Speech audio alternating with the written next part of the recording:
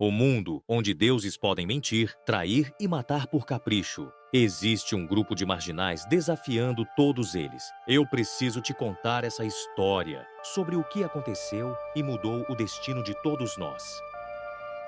Esses marginais não tinham um exército, fama e nem poder. Seu crime era pregar uma mensagem.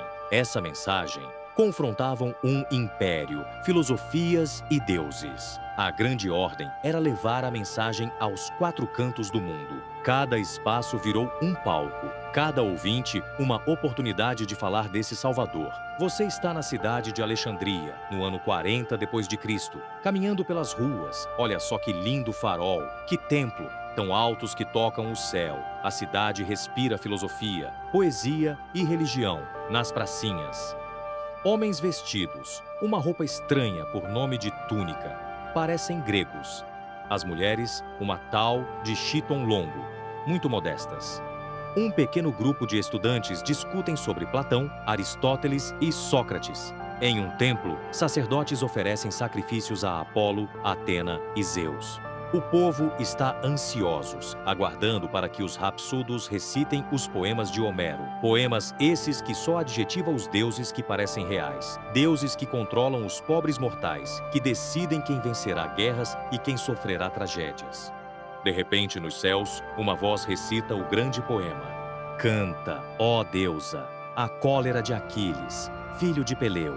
Eu acredito. Para aqueles homens e mulheres, aquela voz não falava uma mera poesia. Esses versos traziam as explicações da vida, da morte, amor e guerras. Homero não era um simples poeta para eles. Era comparado a um profeta. Seus versos mostravam que os deuses do Olimpo não eram diferentes dos homens. A diferença é que só tinham poderes. Eles também tinham ciúmes, paixões e invejas. Eram vingativos, eram sujeitos a fraquezas, a falhas morais, que podia ser usado como exemplos ou alerta para a humanidade. Agora fico imaginando o problema. Um mundo onde o divino podia mentir, enganar ou matar por capricho.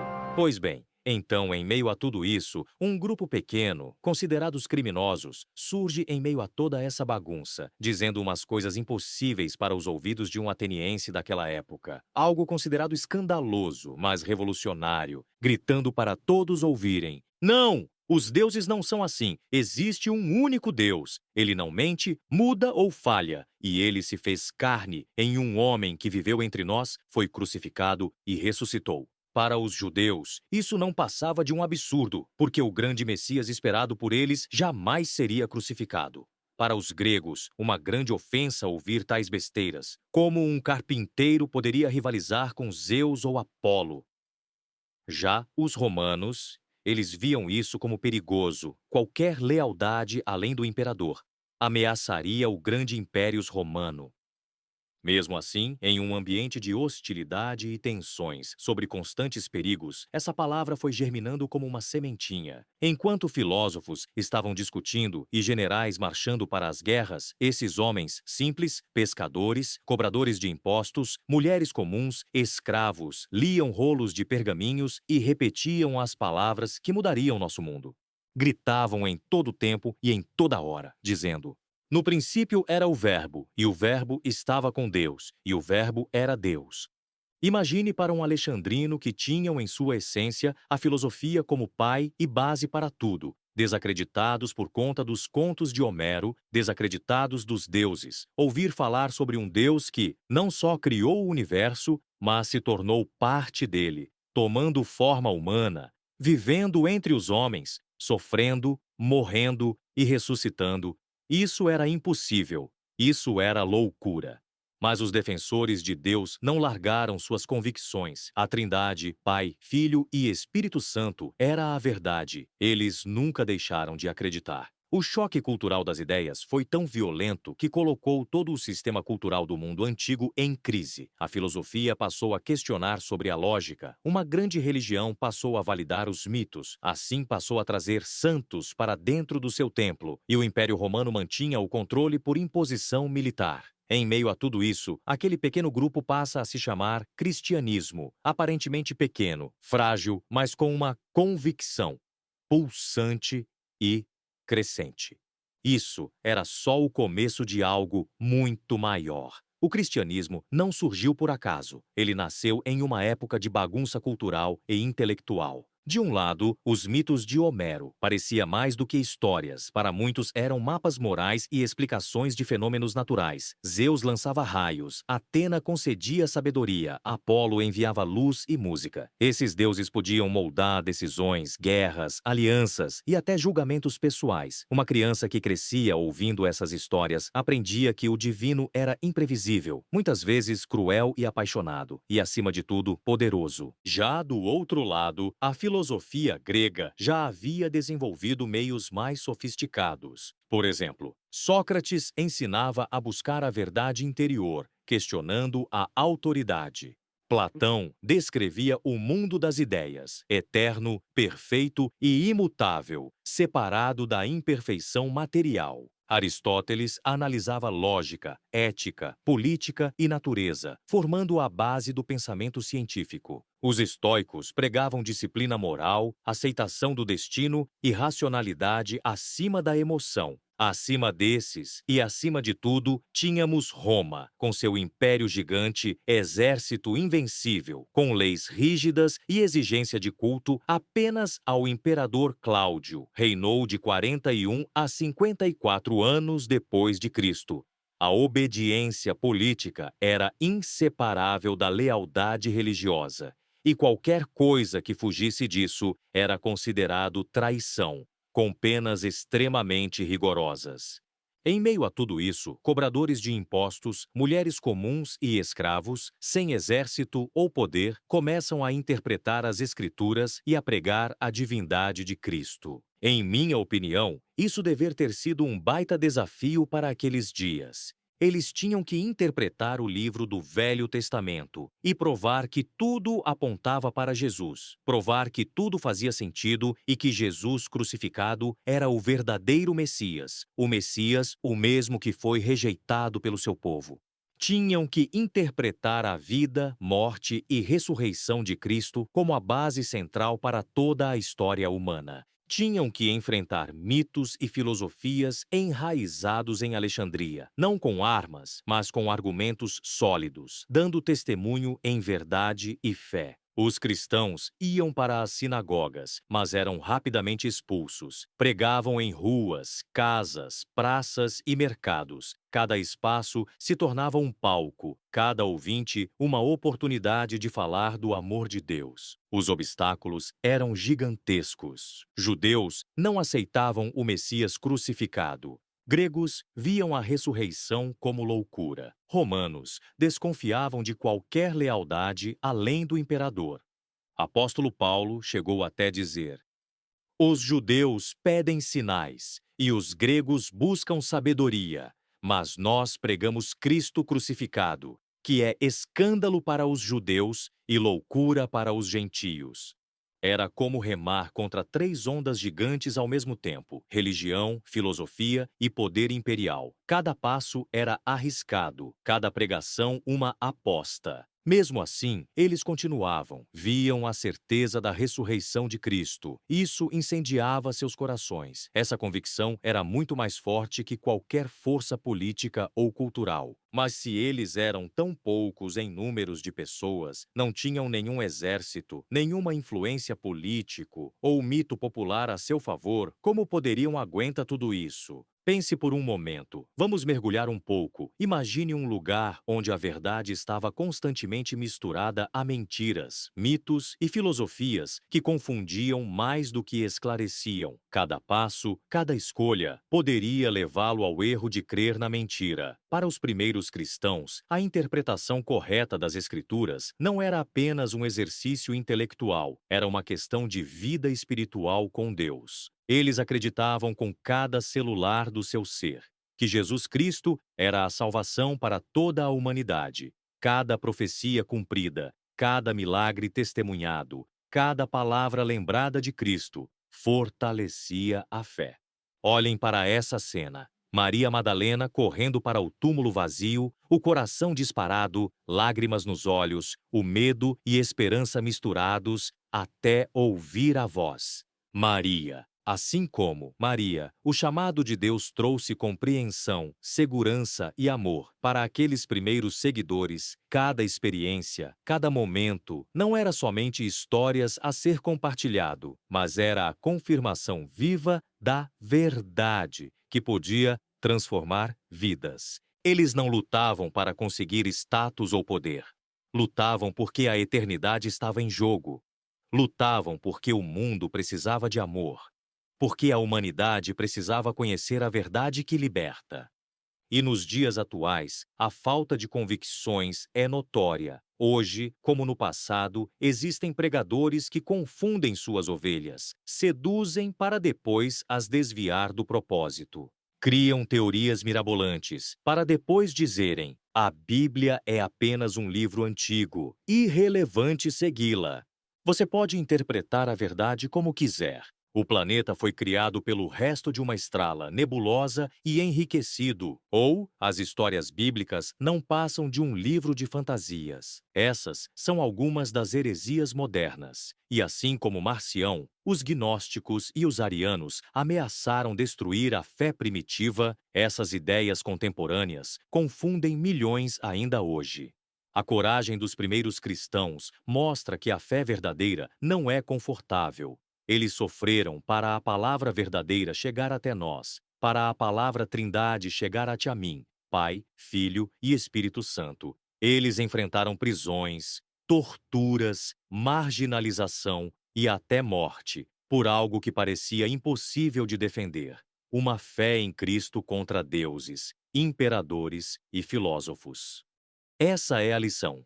Quando percebemos que a verdade exige sacrifício, que a fé envolve risco, entendemos por que eles nunca desistiram. Eles tinham motivos para temer, para questionar, mas não viam nenhum motivo para abandonar a verdade da fé.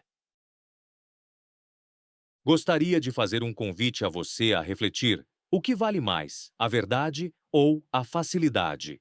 Com o passar do tempo, as coisas começaram a dar errado, por volta do ano 64 d.C., no governo do imperador Nero. Agora, saímos de Alexandria, você e eu estamos em uma comunidade cristã primitiva em Roma ou na Ásia Menor, alguns anos à frente, pregamos em praças, ensinamos sobre Cristo, compartilhamos pergaminhos e recitamos passagens que moldam corações tristes, mas os problemas surgem de uma hora para outra. Autoridades agora têm a ordem de perseguirem qualquer pessoa que não adore o imperador Nero. Filósofos ridicularizam a ressurreição, chamando-a de patife. Alguns dos próprios membros começam a duvidar das coisas de Deus. São seduzidos por falsos mestres e interpretações distorcidas das Escrituras. E é nessa época que surgem as primeiras heresias graves: gnosticismo, do grego gnosis. Esses prometiam um conhecimento secreto, porém poucos poderiam ter acesso. Pregavam que a salvação não vinha de boas obras e tampouco da fé. Marcião. Esse viveu no século II d.C., aproximadamente no ano de 85 a 160. Esse era total contrário ao Antigo Testamento. Fundou uma igreja que recebeu o nome Marcionismo. Era filho de bispo da igreja, porém rompeu com a igreja e começou a profana heresias. Ário, conhecido como Ário de Alegria, viveu entre o ano de 256 a 336. Esse gostava de dizer: houve um tempo em que o Filho não existia. Ao dizer isso, ele afirmava que não existia a Trindade, Pai, Filho e Espírito Santo. Sempre surgia novo argumento, e era sempre um golpe mortal para a fé da comunidade. Quanto mais difícil parecia, mais resilientes e criativos os cristãos tinham de se tornar. Eles organizavam concílios, escreviam tratados, explicavam com cuidado o verdadeiro significado das Escrituras. Cada perseguição, cada ataque não destruía a fé, ela se fortalecia. Os pregadores enfrentavam multidões, arriscavam a vida, gritavam: Cristo não é mito, Cristo não é filosofia, Cristo é Deus e ressuscitou dos mortos. Eles lutavam contra todas as probabilidades, preservaram o que se tornaria a base da religião cristã. No mundo antigo, a fé dos cristãos era constantemente questionada. Homens e mulheres, acostumados com a loucura dos deuses do Olimpo, olhavam para Jesus de Nazaré e não o respeitavam. Para eles, era apenas um carpinteiro, crucificado por homens comuns. Como poderia ser Deus? Algumas das pessoas que eram contra o cristianismo diziam: esse Jesus não passa de mais um mito, é igual a Zeus e Apolo. Não precisamos do Antigo Testamento. Ele só prende o homem a regras antigas e bobas. A ressurreição é impossível. Isso é uma grande história inventada por fanáticos e loucos. Nossa filosofia já tem respostas que preciso. Não precisamos de fé ou Cristo. Essas ideias pareciam convincentes para muitos, afinal, eles viviam cercados por histórias de deuses brigando, seduzindo pessoas, fazendo guerras por caprichos. A ideia de um carpinteiro ressuscitado era um absurda, uma infantilidade. O problema maior era a ameaça dentro da própria comunidade. Surgiam disputas sobre interpretações o tempo todo. Alguns defendiam um cristianismo secreto, elitista, gnóstico. Já outros queriam eliminar partes da Bíblia, como fez Marcião. Alguns questionavam a divindade de Cristo, ecoando o pensamento ariano. E foi nesse período perturbado que surgem os heróis intelectuais do cristianismo primitivo, liderado principalmente por Pedro, João, Paulo e Tiago. Mas também tivemos outras figuras importantes como Irineu de Leão, que escreveu cartas contra as heresias, defendendo a tradição apostólica e combatendo o gnosticismo. Atanásio de Alexandria, que insistiu na plena divindade de Cristo, defendendo o credo niceno contra o arianismo. Agostinho de Hipona, que explicou que a Bíblia deveria ser interpretada moralmente e espiritualmente, sendo conduzindo ao amor de Deus e ao próximo. Justino Mártir, que debatia com filósofos gregos, mostrando que a razão e a fé não se contradizem, mas se completam em Cristo. O confronto de ideias era sempre intenso, digno de um filme cinematográfico, debates digno de uma série tipo Suits. Nesses debates, sempre surgiam o questionamento que a ressurreição era impossível de acontecer. Porém, esses questionamentos eram sempre derrubados. Relatos dizem que mais de 40 pessoas viram Jesus ressuscitar, e dessas mesmas pessoas que o viram, morriam defendendo sua fé. Eles tinham duas opções, negar a Deus e viver, ou morrer em Cristo. Eles sempre escolhiam morrer. Absolutamente ninguém aceita morrer por algo que não tem certeza. O que você faria se estivesse de frente de uma decisão de vida? Ter que negar a Deus para viver, você morria em nome de Deus ou negaria nosso Deus Salvador? O que você faria? Escreva nos comentários abaixo. Continuando o nosso assunto, houve momentos que algumas pessoas diziam que a Bíblia era antiquada e irrelevante.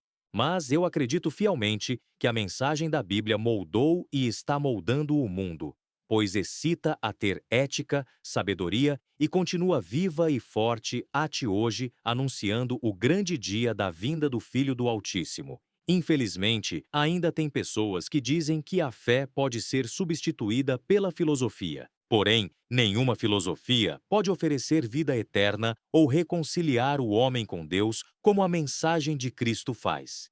Esses debates não eram apenas acadêmicos, eram batalhas para garantir a nossa vida espiritual. Eu acho engraçado e percebo que as heresias antigas sempre têm correlação com as heresias de hoje. Tipo, relativismo moral e cultural, espiritualidade sem Cristo, autoajuda como religião, ideologias que prometem felicidade sem verdade. É fácil de percebermos que essas lutas antigas foram mais relevantes do que nunca. Eu te pergunto, se até os primeiros cristãos quase falharam diante de impérios, filosofias e deuses, como nós lidamos com tantas vozes contrárias hoje? A história dos primeiros cristãos foram cheias de erros e acertos, e é exatamente nesses pontos que aprendemos lições práticas para hoje. Vamos rever tudo o que foi dito até aqui. Erros. Ceder às heresias, alguns líderes, seduzidos por correntes gnósticas, quase abandonaram a realidade da encarnação de Cristo. Marcião, filho de bispo, rejeitou o Antigo Testamento, criando divisões profundas e colocando mais bagunça naquela época. Aqui foi onde eles quase falharam. Se tivessem cedido, o cristianismo poderia ter se tornado apenas mais um mito ou conto mitológico, esquecido nas bibliotecas gregas. Falta de comunicação clara. Em algumas cidades, a mensagem cristã era mal explicada. Muitos viam o evangelho como filosofia ou rebeldia contra Roma. Subestimar a cultura popular, os mitos de Homero e os deuses do Olimpo estavam enraizados na mente das pessoas. Era preciso tempo, paciência e criatividade para mostrar que Cristo não era apenas outro mito, era o Salvador, o Cordeiro Salvador.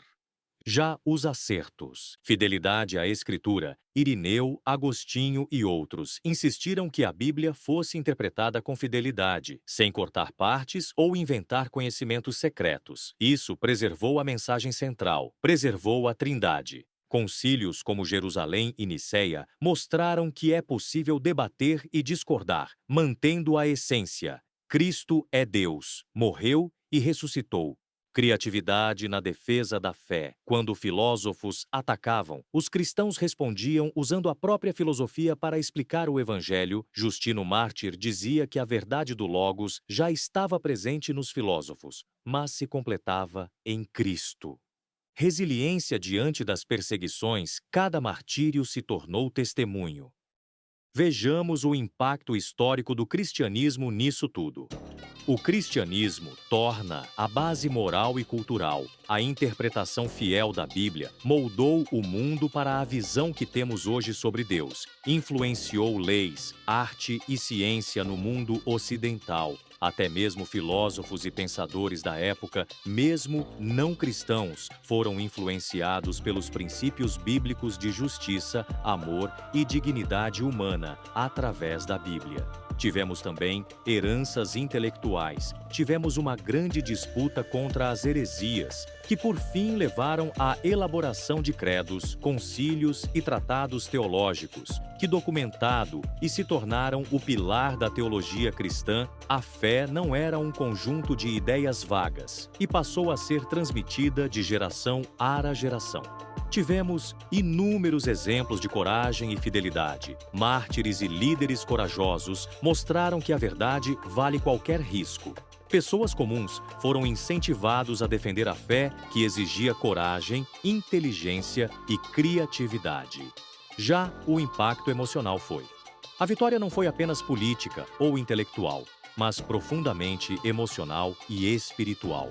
Cada conversão, cada comunidade fortalecida, cada vida transformada foi uma confirmação da verdade e amor de Cristo. A fé dos gentios, que antes parecia frágil perante os governos, filósofos e deuses, tornou-se a base e referência a ser seguido. Agora, se fazermos um paralelo e conexão com os dias atuais. Hoje, enfrentamos desafios similares. Heresias modernas escondem em ideologias, livros de autoajuda, espiritualidades alternativas e até dentro de algumas igrejas pentecostais. A cultura popular ou relativismo moral distorcem a verdade da Bíblia, como fizeram os mitos e filosofias antigas. Mas a lição permanece clara. A fidelidade à palavra transforma vidas, preserva a verdade e junta-se a pessoas idôneas capazes de resistir às tempestades desse mundo. Se os primeiros cristãos conseguiram manter a fé diante do imperador Nero, considerado louco e sanguinário, com deuses e heresias, imagine o que podemos fazer quanto a esse relativismo e as falsas promessas do mundo moderno. Para já começarmos vencendo essa batalha, se inscreve no canal e ative o sino de notificações para aumentar nosso grupo e se unir cada vez mais. Vai lá e se inscreve. Eu espero.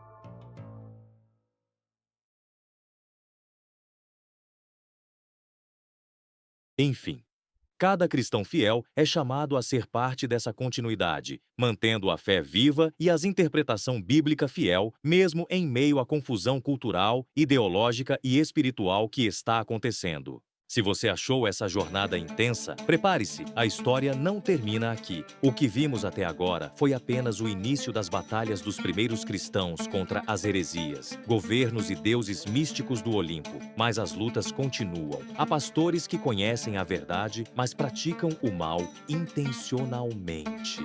Nos televisores, YouTube ou qualquer rede social que você entrar, estará lá gurus que prometem felicidade sem verdade, ideologias que confundem ética com opinião, igrejas que trocam Cristo por santos, filosofias que substituem fé pelo relativismo. Como isso se parece com as coisas de Homero, com os seus deuses do Olimpo? Os desafios são grandes, cada heresia e cada distorção é como um fantasma tentando nos afastar da verdade e do Espírito Santo.